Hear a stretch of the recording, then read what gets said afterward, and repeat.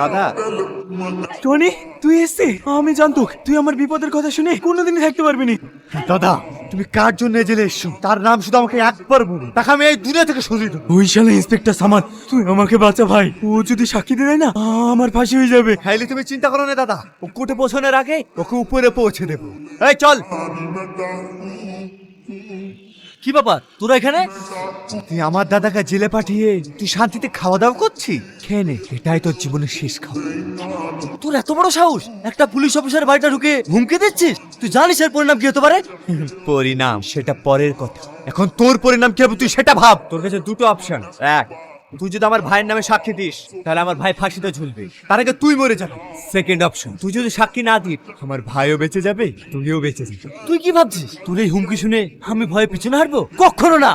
আমি একজন আইনের রক্ষক, মরে যাবো সরষিকার, কিন্তু তোর ভাইকে ফাঁসির দড়িতে ঝুলে ছাড়বো।